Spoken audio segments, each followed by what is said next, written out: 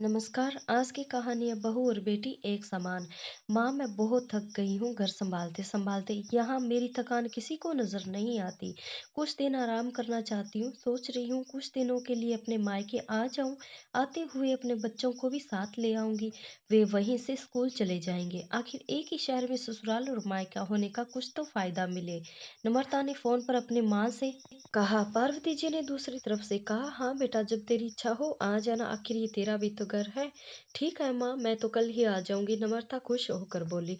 हाँ बेटा, कल आ जाओ, मैं तुम्हारा इंतजार करूंगी। अभी मैं फोन रखती हूँ, मुझे मंदिर भी जाना है। पार्वती जी ने फोन रख दिया और सीधे किचन में गई। किचन में खाना बना रही बहू से बोली, अरे अनुपमा, सुनो, कल तुम्हारी ननद आ रही है। आज बाजार जाकर फल सब्जी और मिठाइयाँ लेकर आना। बेचारी मेरी बेटी ससुराल में नौकरों की तरह काम करती है और उस पर कोई ध्यान ही नहीं देता। यहाँ आएगी, कुछ दिन रहेगी तो उसका मन और तबीयत अच्छे रहेंगे। सास के मुंह से ऐसी बातें सुनकर अनुपमा का चेहरा उतर गया। वह मन ही मन सोचने लगी, काश आपको भी मेरी थकावट नजर आती। मैं भी दिन रात झाड़ू पोछा बर्तन खाना बनाना मार्केट जाना और हर वह काम करती हूँ जिससे हमारे परिवार वालों को कोई दिक्कत ना हो। काश आप मुझ पर भी ध्यान दे पाती। आपकी बेटी तो जब मन में आता है तब यहाँ आ जाती है, लेकिन मैं तो साल में एक बार ही अपनी माँ के पास जाती हूँ, तब भी आपको प्रॉब्लम होती है। मैं भी इंसान हूँ, मेरा भी मन है। मुझे भी लगता है कि अपनी माँ के पास जाकर थोड़ा आराम करूँ, सुख दुख की दो चार बातें करूँ, अपना मन हल्का करूँ। भगवान, अब तुम ही कुछ करो ताकि मेरी सास की आंखें खुल जाए, उसे मेरी थकावट भी नजर आए। शाम तक भगवान ने जैसे अनुपमा की सुन ली और उसकी ननंद का फोन आया। ननंद ने अपनी माँ से कहा कि उसकी सास ने उसे मायके आने के लिए मना कर दिया है, इसलिए इस बार वो नहीं आ सकती।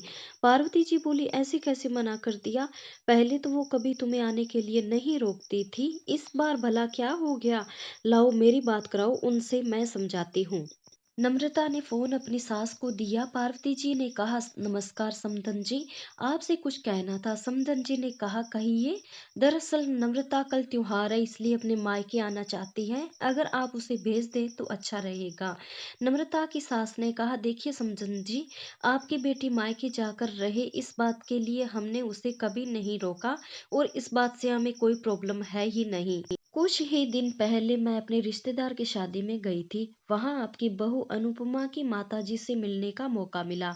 उनसे गपशप करने के दौरान उनकी बातों से पता चला कि अनुपमा को साल में एक ही बार अपने मायके जाने को मिलता है और वह भी बहुत कम समय के लिए। मुझे लगता है कि आपको पहले अनुपमा को उसके मायके भेज देना चाहिए और वह जब मायके होकर आ जाएगी तो मैं नम्रता को आपके पास भेज दूंगी। एक बहुत जरूरी बात जो मुझे लगता है कि आपको समझ लेनी चाहिए कि आपको अपनी बहू को भी बेटी की तरह या बेटी से भी ज्यादा प्यार करना चाहिए। उसे भी मायके जाने की इच्छा होती होगी। हो सकता है नम्रता के वहां आने से उसकी आवभगत करने के लिए आप उसे उसके मायके नहीं भेजती होगी, या फिर वह आपसे कुछ कहने से भी अभी डरती हो।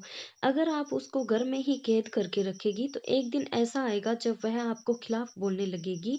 फिर वह आपकी सुनेगी भी नहीं और जब चाहे तब अपने मायके जाएगी।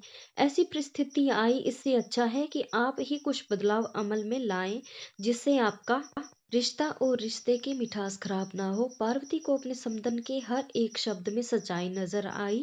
उन्होंने महसूस हुआ कि उन्होंने अपनी बेटी के प्यार में अंधे होकर कभी भी अपनी बहू के मन का विचार नहीं किया। उन्होंने हमेशा ही अपनी बेटी को अपनी बहू से ऊपर रखा।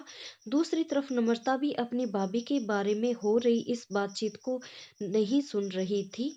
उसे भी रियलाइज नहीं हुआ कि वह कभी भी अपनी भाभी के साथ ठीक से बातचीत नहीं करती और जब जब वह अपने मायके जाती है तो भाभी थोड़ी उदास रहती है। पार्वती जी ने अपनी बहू को बुलाया और उसे कहा कि अनुपमा, कुछ दिनों के लिए नम्रता नहीं आने वाली है, इसलिए पहले तुम अपने मायके होकर आओ।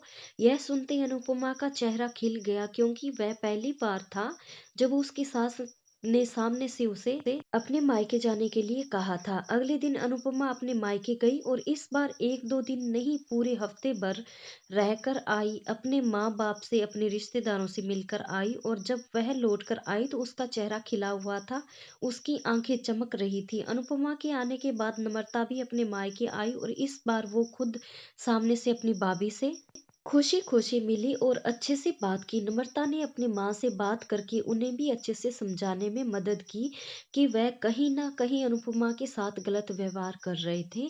दूसरी तरफ अनुपमा अपने ससुराल वालों के बदले रवैये से बहुत खुश थी।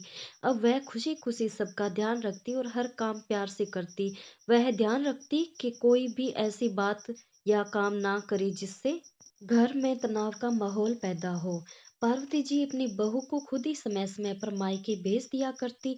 एक छोटे से बदलाव ने सास, बहू और भाभी ननंद के बीच की कड़वाहट को दूर कर दिया और रिश्तों को और भी ज़्यादा मीठा और मजबूत बना दिया। अगर आपको मेरी कहानियाँ पसंद आए तो प्लीज़ लाइक और कमेंट, सब्सक्राइब ज़रूर कीजिएगा। धन्यवाद।